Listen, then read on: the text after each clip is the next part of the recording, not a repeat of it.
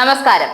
മുനമ്പത്തെ ഭൂമി വഖഫ് ഭൂമി ആണെങ്കിലും അല്ലെങ്കിലും അവിടുത്തെ താമസക്കാരുടെ നിയമപരമായ അവകാശങ്ങൾ ഉറപ്പുവരുത്തുമെന്നത് പിണറായി സർക്കാരിന്റെ ഉറപ്പാണെന്ന് മന്ത്രി പി രാജീവ്.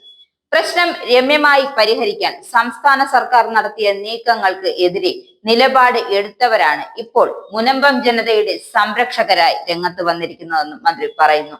ആരെയും ഇറക്കിവിടില്ല എന്ന് മുഖ്യമന്ത്രി വാക്ക് നൽകിയെന്ന കാര്യവും മന്ത്രി വ്യക്തമാക്കുന്നു. മുനമ്പം ഭൂമി വിഷയത്തിൽ CPM നിലപാട് വസ്തുതകളും വ്യക്തമാക്കുന്നതിനും മുനമ്പം കടപ്പുറത്ത് സംഘടിപ്പിച്ച ബഹുജന കൂട്ടായ്മ ഉദ്ഘാടനം ചെയ്യുകയായിരുന്നു അദ്ദേഹം. മുനമ്പത്തെ ഭൂമി വഖഫ് ബോർഡിന്റേതാണെന്ന് പ്രഖ്യാപിച്ചത് UDFന്റെ ഭാഗമായ മുസ്ലിം ലീഗിന്റെ പ്രമുഖ നേതാവായ പാണക്കാട് റഷീദ് അലി തങ്ങളാണെന്നും മന്ത്രി ചൂണ്ടിക്കാട്ടുന്നു. നിയമവിരുദ്ധമായ കരാർ ഉണ്ടാക്കി ഈ ഭൂമി വിൽപ്പന നടത്തിയത് KPCC സെക്രട്ടറി ആയിരുന്ന MV പോൾ ആണ്.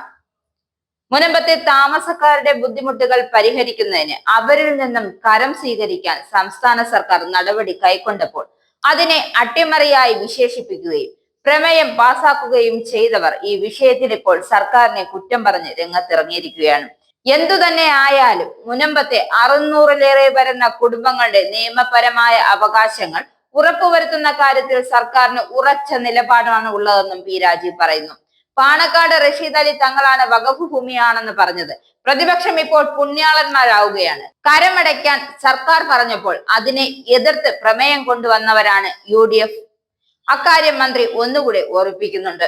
പ്രതിപക്ഷത്തിന്റേത് കാപട്യമാണ്, UDFന്റേത് ഇരട്ടത്തപ്പാണ്. വഖഫ് ആണെന്ന് പറഞ്ഞ UDF വിൽപ്പന നടത്തിയത് UDF ആണെന്നും മുനമ്പത്തുകാർ കയ്യേറ്റക്കാർ ആണെന്ന് പറഞ്ഞതും UDF ആണ്. ഇക്കാര്യം മന്ത്രി വ്യക്തമാക്കുന്നു. മുനമ്പത്തെ താമസക്കാരുടെ അവകാശം സംരക്ഷിക്കപ്പെടണം, അതാണ് സർക്കാർ നിലപാട്. കമ്മീഷൻ ശുപാർശ ചെയ്യുന്നത് സർക്കാർ ഉറപ്പാക്കും. ഫെബ്രുവരിയിൽ ജുഡീഷ്യൽ കമ്മീഷൻ റിപ്പോർട്ട് വരും എന്നും മന്ത്രി വ്യക്തമാക്കുന്നു. CPM area secretary AP Prinil അധ്യക്ഷത വഹിച്ചു.